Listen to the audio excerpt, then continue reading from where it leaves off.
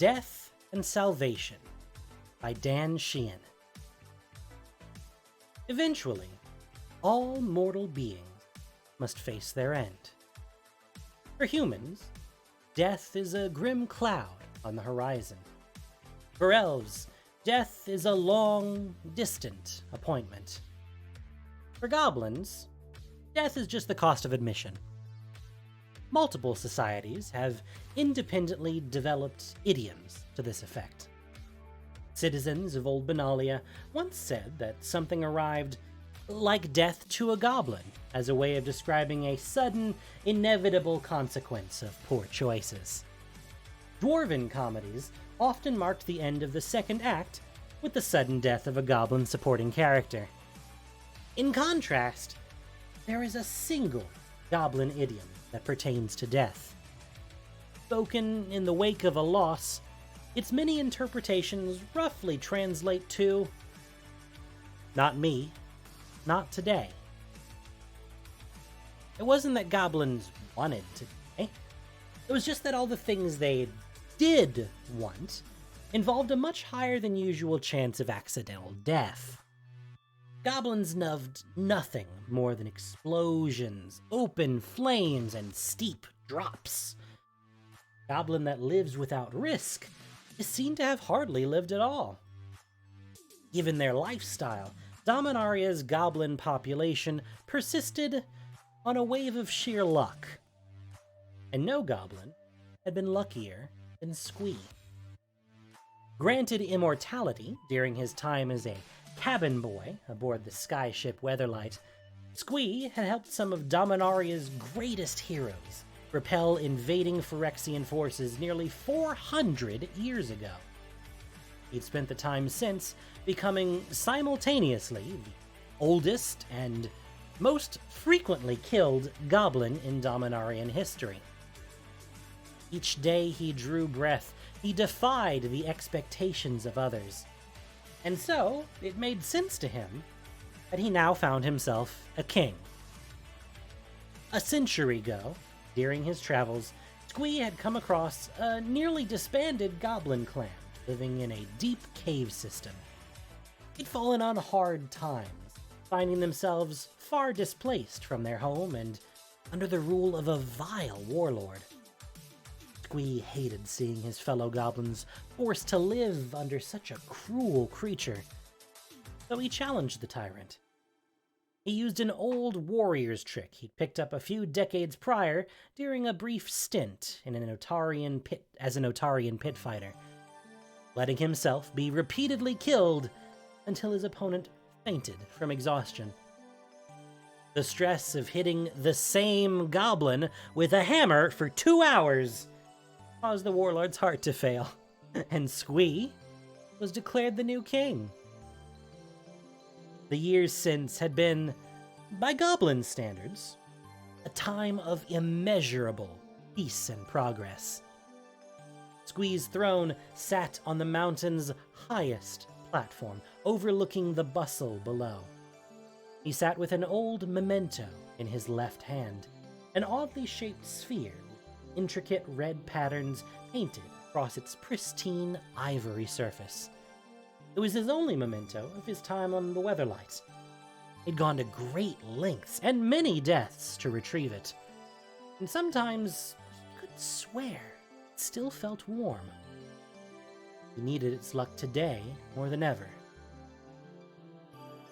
For the first time in over a decade, the clan had gone nearly an entire week without anyone dying, himself included. He'd promised his people that when the milestone was reached, it would be a feast and celebration. A week without death in a goblin warren was cause enough to celebrate, but a week without death for Squee was particularly rare. From the moment his immortality took hold, death had become a near daily part of Squee's life. He heard a sudden commotion behind him. Bulp reached the top of the stairs and took a moment to apologize. He'd been Squee's ward since his childhood, a bit of a misfit. Bulp's problem was that he was built with the large frame of a warrior, but with the curious mind of a scholar. Squee had once seen him getting teased, and seeing a shred of himself in the young goblin, decided to take him under his wing. Bulp was smart, and with the right guidance, he could grow into the smartest goblin since Squee himself. Bulp vomited onto the floor at the top of the stairs. Sorry, King. Bulp is so sorry.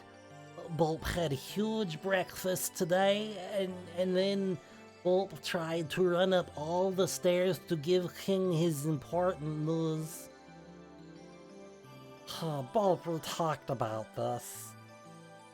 Bulp nodded as a look of embarrassment formed on his face. The goblin diet consisted mostly of slugs, grubs, and snails. Their stomachs were, of course, finely tuned to deal with the implications of that, but serious physical activity immediately after a big and actively wriggling meal was never advisable. Bulp will only have one bowl next time. Bulp need to be ready for anything. Oh, did we make it? Bulp suddenly looked nervous. What happened, Bulp? Nothing! Nobody got squished, that's for sure. A look of panic crossed Bulp's eyes. Bulp hated letting Squee down. Bulp, you gotta tell me if anybody got squished. Bulp looked at the ground. Sorry, King, but Rarp. I'm really not getting a good voice down for Bulp here. Oh, show me, Bulp. The two of them walked downstairs as Bulp explained the situation. Rarp was one of the clan's stone jockeys, working near the mountain's entrance. The idea was that several large boulders would be suspended over the cave's entrance with a rope tied to a nearby stalagmite. In the event of a sudden intrusion, the ropes could be cut, and the entrance would be sealed. It was an incredible feat of goblin engineering. That was, until one of the ropes snapped. Like most goblins at any given moment, Rarp was standing in the wrong place at the wrong time, and was crushed. Bulp and Squee approached the accident site, just as 3 other goblins had managed to get the rock lifted off poor Rarp. Squee, not wanting to put anyone in additional danger, tended to the body himself. Is Rarp okay, King? Bulp asked. A quick assessment of Rarp's condition made it clear that he had been crushed, a boulder. But much to Squee's surprise, Rarp still appeared to be breathing. More confusing yet, an amount of force that should have crushed Rarp to pulp left him mostly intact. Squee's gaze lingered on Rarp's eyes, flitting back and forth under closed green lids. Cautiously toward them.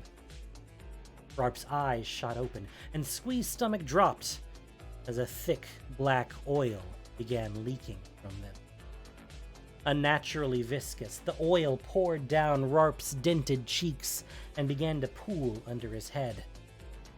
The injured goblin's eyes focused on Squee, and suddenly Rarp began to scream. Then Squee began to scream. Bulp screamed also.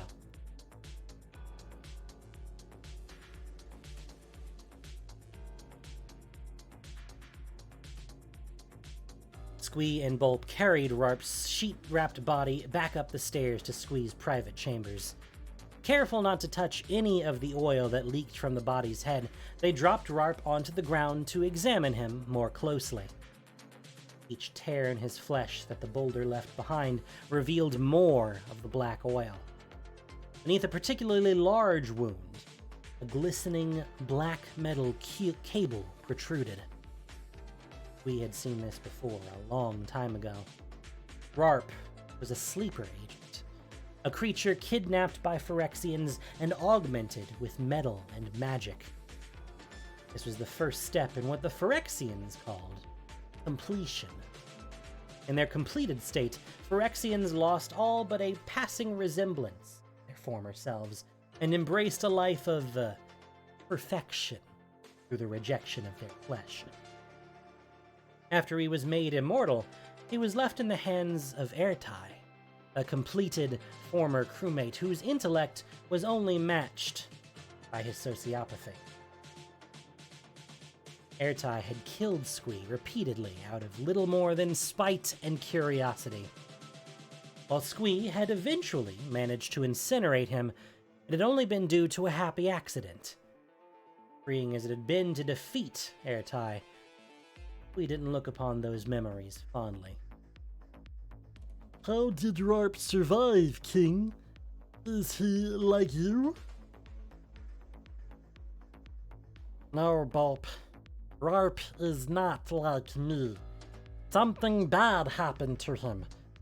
Do you remember what I told you about the Phyrexians?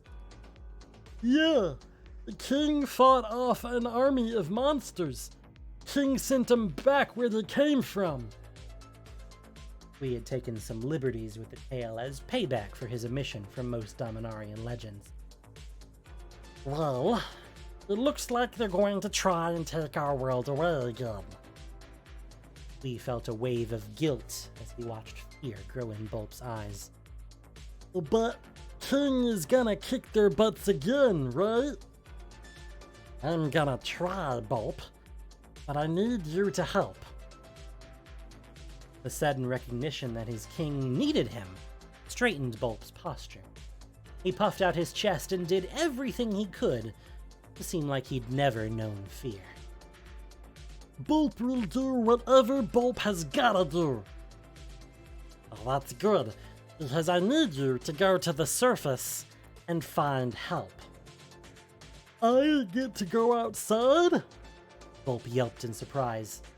The excitement that filled Bulp's face made Squee nostalgic for a time when he too knew nothing of the world outside his home. You do, Bulp, but you gotta move fast. I need you to find a town and tell them what happened. That Rarp got smushed? No, Bulp. You gotta tell them that the Phyrexians are back. Oh, yeah. And what will King do? I need to figure out how many of them got in here and then get rid of them. How are you gonna do that? He looks at the still moving eyes of Rarp. They fixed on him, twitched wildly, as though wishing that the body that held them could still move. The room's torchlight flickered off the watery pupils, revealing just the slightest iridescent gold highlight pop. I can handle that. But you have to go before any other secret Phyrexians figure out what we know. Bulp nodded. We showed him to the back of his quarters. He pulled aside what appeared to be a shelf to reveal a ladder recessed into the wall. Early in his reign, Squee had enlisted a digging crew to help him make an escape tunnel as a discreet way to occasionally re-enter the outside world without alerting his subjects to his absence. All these years later, Squee's secret. Now, it would be Bulp's as well. He hoped desperately that he was not sending him to his death. We hugged him goodbye, and Bulp returned the gesture, lifting his king ever so slightly off the ground. Once you've told them, you come straight back. No exploring. If you see something scary, be ready to run. Bulp nodded. Bulp will come back, King. Bulp's gonna make it, just like King. The ladder's rungs creaked in protest as Bulp clambered upwards. Fighting off concern, we moved the shelf back into place, took a torch off the wall. They held it to Rarp's body until it began to burn. Time to get to work.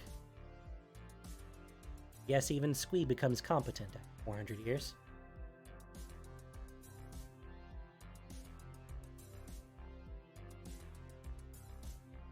After extinguishing the small fire he'd accidentally started in his quarters, Squee made his way back to his throne room to address his people.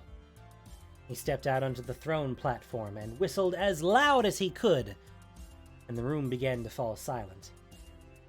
Goblins young and old, your king comes to you with news. He always tried to take on a kingly tone while addressing his subjects. I'm sure some of you heard about Rarp getting smashed up real bad. And it's true. Rarp looks terrible. But Rarp's alive! This caused chatter to break out.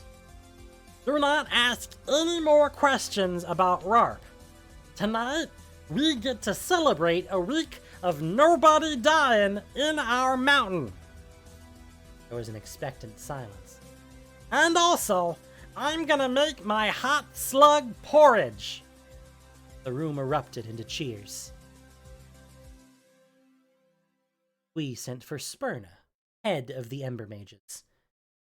Their task was to maintain the mana lamps that provided light inside the mountain. He hoped he could convince her to extinguish them during the celebration, leaving only torchlight for the celebrating goblins. Usually, this would be a terrible idea. The anonymity of darkness gave goblins a predilection toward bad behavior, somehow more intense than their normal predilection toward bad behavior. However, Squee had a plan. In Squee's quarters, just as he held a torch to Rarp's body, he noticed almost imperceptible outline of gold along the edge of Rarp's pupils. Squee hoped that a sudden influx of torchlight would allow him to see exactly how many gold-eyed sleeper agents he was dealing with. Once he knew the extent of the infiltration, he'd get help from the goblins that he could trust. Spurna joined Squee in the throne room. From the outset, she was gruff and to the point. Spurna here, King, want to turn off mana lamps for celebration. Why King want this? Spurna was prepared for it. The mana lamps are a real big achievement, but the light is too bright. The goblins want to have a good time. The goblins want to dance. Goblins can dance in bright room. It better that way. Darkness means funny business. Isn't that good though, Spurna? Listen, King. Lamps go out means lamps have to go back on.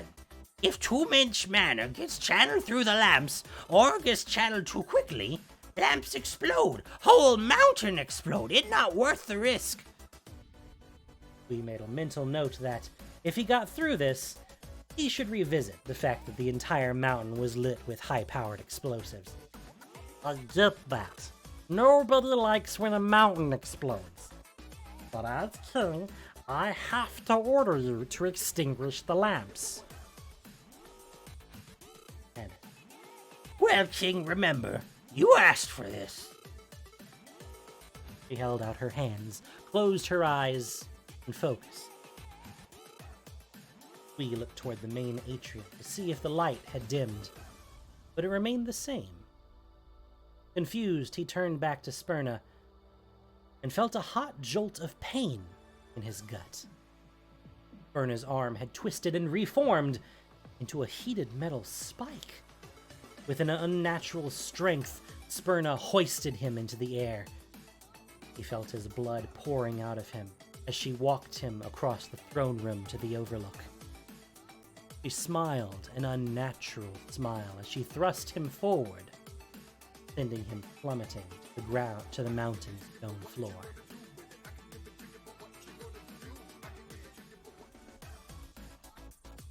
Squee strode through Death's halls like he owned the place.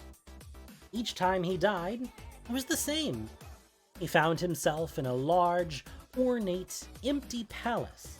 Black granite floors so dark that it felt like he was walking through the night sky. The whole place glowed with soft red light. As he hurried through the halls, he saw the last thing he always saw before resurrecting. A stunning feasting table, arranged with all his favorite foods. The many thousands of times that Squee had been here, never once tasted the bugs. This time was no different. As he approached the table, he felt the gentle caress of spectral fingers around his shoulders, before he was harshly yanked back into his physical form. His eyes shot open. He was covered in his own blood. He saw other goblins beginning to gather for the party. They seemed unbothered by Squee's sudden, public death, but he didn't blame them. As an immortal being, Squee died a lot. He occasionally jumped off that platform when he didn't feel like taking the stairs. He'd usually burst on impact, and everyone always got a big kick out of it. Squee did his best to get their attention, not knowing where Spurna had fled. He cried out, "Help your king! Prepare to fight!" just as Spurna landed next to him with a metallic thud. He thrust her spike through the back of his head. Squee awoke once again. His vision was blurry, being fed through newly healed eyes to a newly reformed brain.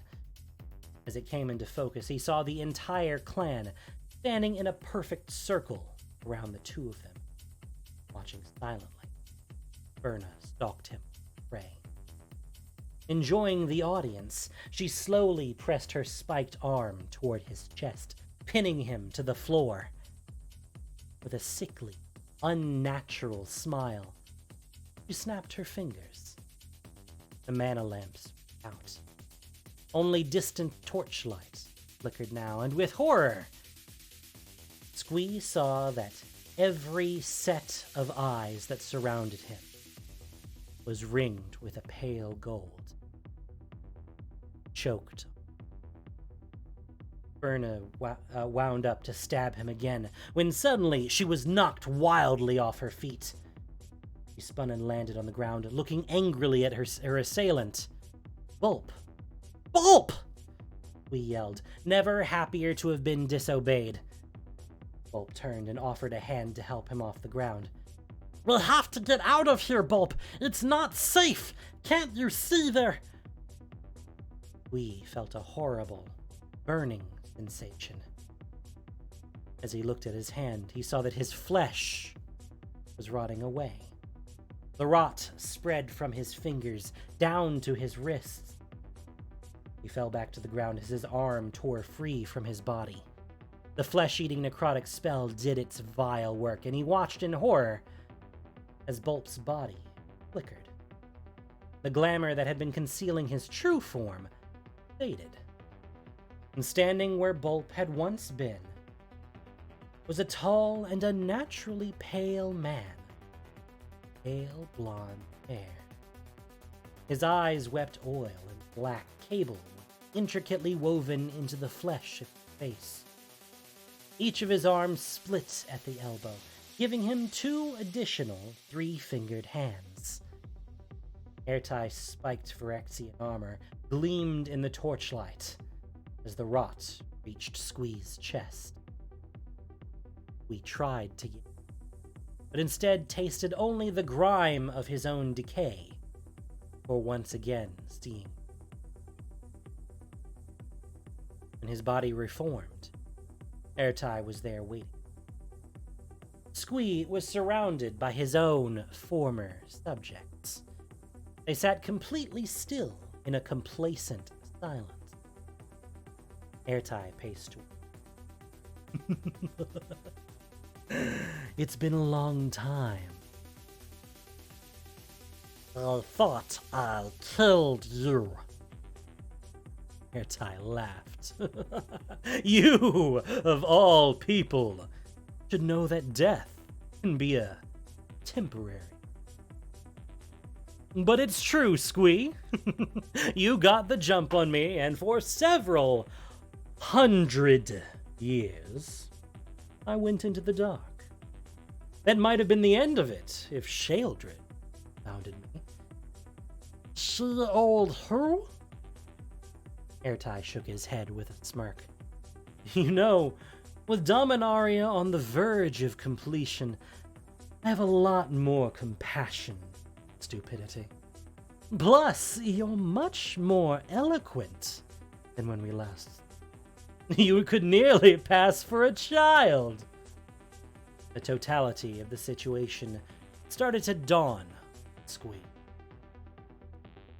Plan was gone. His people were now just heavily augmented shells built to torment him. They couldn't even begin to think of what Airtie had done with Bulp. Why do all of this? I don't understand.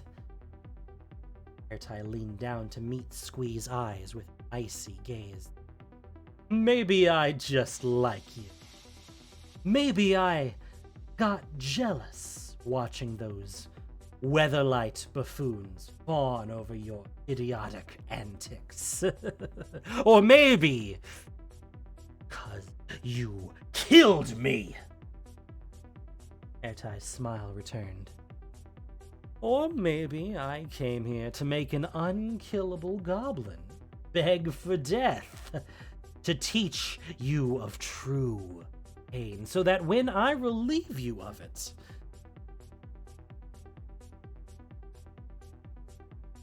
Airtie reached into his robes.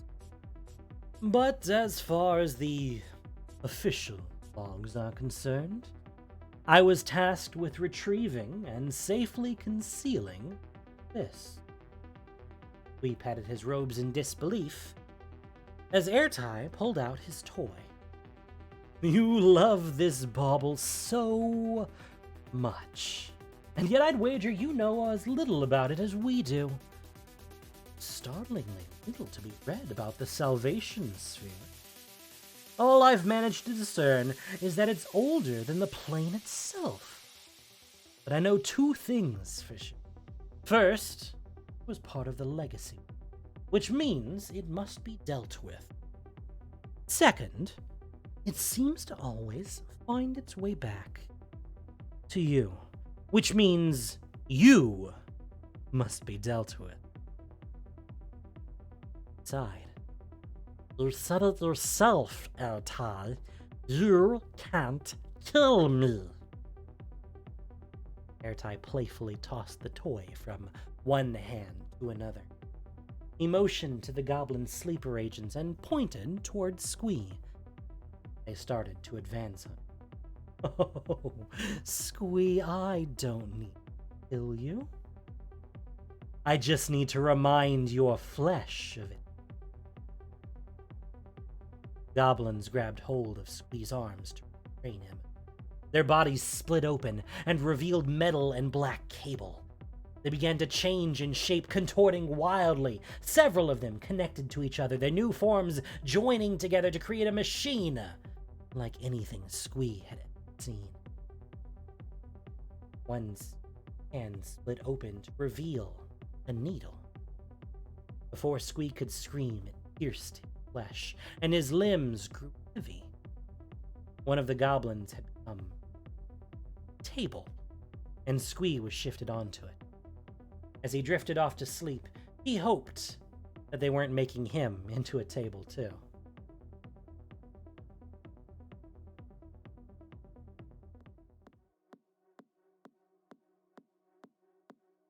When Squee's eyes opened, he felt more alert than he'd been in years. Fatigue as a concept had been removed from his body and mind. He felt a newfound strength in his muscle tissue. His eyes could see everything in the room clearly, no matter how far away. He'd been placed in a fresh set of his orange king's robes and left on the table. He sat up and removed a needle from each of his arms. As he did, a machine near the table began to emit an uncomfortable sound. No sooner than Squee had registered discomfort, the sound seemed quieter. Everything was as he remembered it. But all the things that had worried him suddenly seemed smaller now. He saw his people moving about the mountain, some looking like goblins, and others looking like a beautiful symphony, flesh and metal. Airtie appeared in a teleportation circle before him, attending to the sound. Oh good, you've awakened. How do you feel? Powerful. Perfection has that effect. Your body may feel unfamiliar to you at first. I recommend taking a moment to examine your new function before we leave for the mana ring. He stood and looked at his body, seeing faint white lines along his arms. No sooner than he'd thought about them, his arms opened, revealing machine parts beneath. Closed them again. Everything moved at the speed of his own thoughts. Squee removed his robes with a desire to see what else he was capable of. Airtie seemed concerned.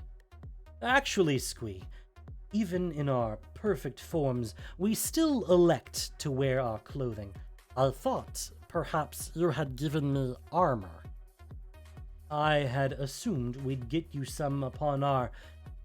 Fully nude, we looked at his chest and saw more faint scars. At a thought, a panel opened to reveal the interior of his own chest cavity, including ever-spinning salvation sphere in the place his heart once was. He looked at a bucket in the corner of the room, brimming with meat. Presumably his own. Resting on top of it was his crown. You won't be a king in New Phyrexia. In fact, I'd imagine they'll be doing some quite invasive research once I deliver you, said, visibly pleased with himself. But this smugness no longer offended. They both served Phyrexia. Squee's immortality would be useful to the cause, and so learning to understand it made sense. Airtie continued, averting his eyes from Squee's nude form. But you have to admit, it feels better on this side, doesn't it? Squee once again commanded his arms to open. One contained a hooked blade, and the other contained a small cannon. He stared at it, charged, and he looked at the blade and tried to extend it further. Instead, it spun forth as a projectile, sticking into a stone wall. Turned toward Airtie. I feel... Squee opened his other arm, charging his new cannon. He summoned the blade back to him, a magnet in his arm pulling it free from the wall. complete. The blade flung back at Squee at high speed, easily severing through the exposed rope that blocked its path. The very same rope that steadied the boulders the rock jockeys had resuspended above the mountain's entrance after that morning's accident. Squee found himself standing, as goblins so often were, in the wrong place at the wrong time. The cut line slipped loose, and the boulders dropped in an instant. Squee was crushed mid-word and pulverized against the cavern floor in an explosion of viscera and Phyrexian oil. As the stone smashed through his body, the charged cannon on Squee's arm fired into the air, hitting and overcharging one of the mana lamps lining the cave wall. The explosion was bright as the sun and gave the mountain's denizens no time to react as it cascaded from lamp to lamp, save for Airtie, who instinctively shielded himself. The few small cities that had re-established themselves in Otaria would long wonder what happened in the mountains that night. As to any observer, it appeared that, at one moment, there was a mountain, and at the next, there was a smoldering crater of stone.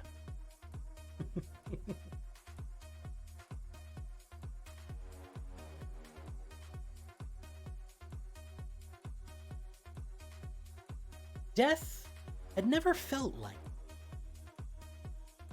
The palace in which Squee had spent so much time was gone, and instead he found himself floating in a sea of white light. Was he dreaming? If he was dead, where was the palace? Where was the feast?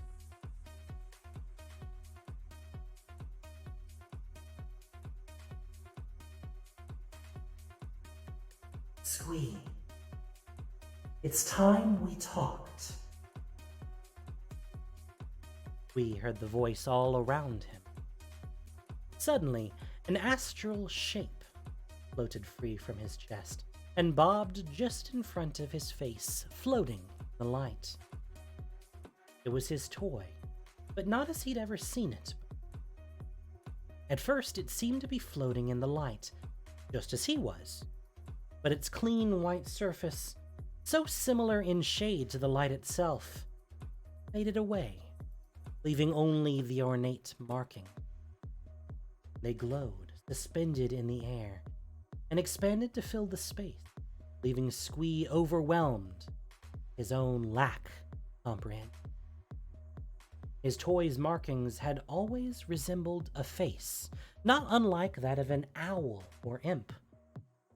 But now, as it sat filling the extra-dimensional space, it only brought him... There is no need to panic, old friend. Allow me to put you at ease. Suddenly, the floating markings contorted, spinning around Squee until their blurred motion was all he could see. When they dissipated, Squee was once again standing in the palace he remembered. The feast looked delicious as ever, but this time, the table had a guest. In the chair nearest him sat a young Zalfiran woman with a single braid in her dark hair who he recognized in an instant. His dear friend and weatherlight captain, Sisay. Excitement overtook, but the closer he looked, the more he grew suspicious. This Sisay lacked something essential. She was missing the wry confidence that made her such a natural leader.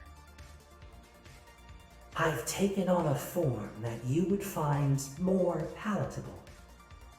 You always viewed Sisay as comforting and authoritative presence. Finally, Squee spoke. So, you're not her? No, Squee. Sisay has passed. Her soul returned to the ether. So, who are you? I am salvation. I was once a primal force in a world that came before this one. I was... Squee was bored. He'd never been dead for this long.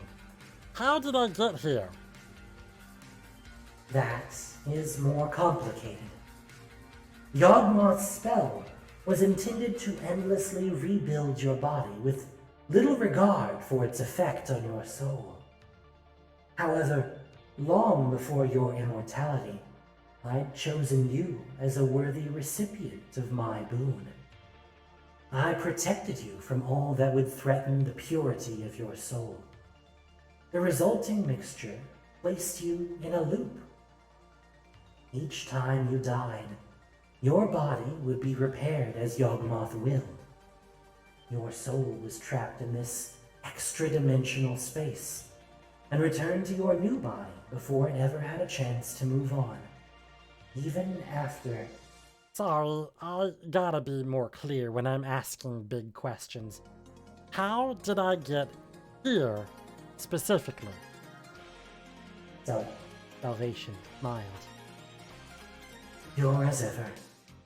Phyrexian corruption removed your soul from your body while it still lived, releasing it from the loop. So, it's over? I finally got killed for real? On the far side of the room, a gilded wooden door creaked open, pushed by unseen hands. The space beyond the threshold was too bright to see. That depends, Squee. I accept the role I've played in your unexpected fate, and I'd like to offer you one final boon. A choice At this moment, in the realm of the living, your body has just been destroyed. The spell that reanimates it is reaching out for your soul as it always has. It will fizzle if it does not find you soon. I could place your soul back into the loop. You would awaken once again in a new body. You remain immortal and free of Phyrexian meddling. Another door on the opposite side of the swung open. Or you can walk through this threshold, and your soul will finally be returned to the ether. You will be reunited with all those you've lost and free to rest. We looked at the two doors nervously. He approached the feast and pulled up a chair, reaching across the table for a particularly alluring maggot pastry. He sat back down, took a bite, and smiled. He spoke through his full mouth. How's about you and me talk about a third door, Sally? Volp had done everything right. He'd used the king's secret passageway and made sure that nobody saw him leave the mountain. He traveled quickly and quietly. He found the first human town he could and gave them the news that Phyrexia was back. Sure, they said everybody's known that for months, but people will say anything to make a goblin sound dumb. The news was delivered, so he made his way back. Thank you, Slasher. Drinking some water. Volp had seen the explosion the night before, but didn't truly believe it until he got close. King's gotta be around here somewhere, he thought to himself. He came across an odd clearing in the wreckage. It appeared to be the center of the explosion that blew the palace sky high. There was a single, neat little circle, without even a pebble's worth of rubble on it. Got close. He smelled the stench of an unfamiliar magic and kept his distance. He got worried for his king. Sure, King can't die, Volp thought. But if King gets buried real deep, does he just stay under the rocks? Before he could start digging, he heard a much welcomed voice from above. Volp! You're alive! Perched a few feet above him, on a large bit of broken stone, King Squee.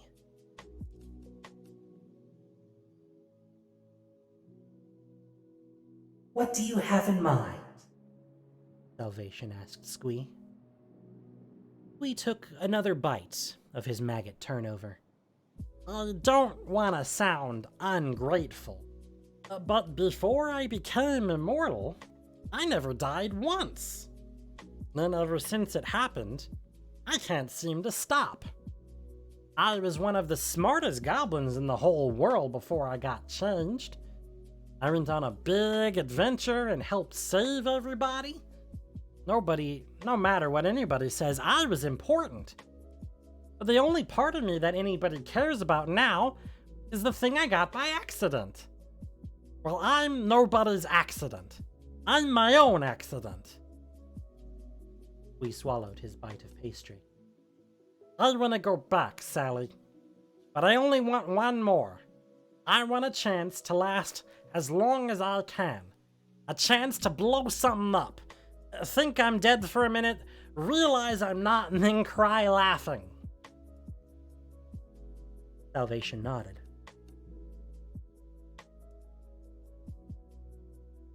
Volp had never been so happy to see his king. King, you're okay. You're okay. I thought they got you. So, everybody else? Volp trailed off, unable to articulate the loss. I know. But not us. Not today. But what are we gonna do, King? Where are we gonna go?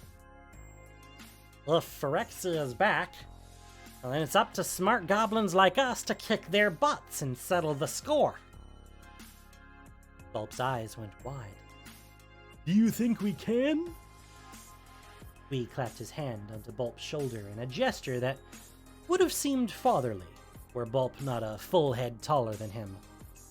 Between you and me, Bulb, things always got a way of working out for old Squee.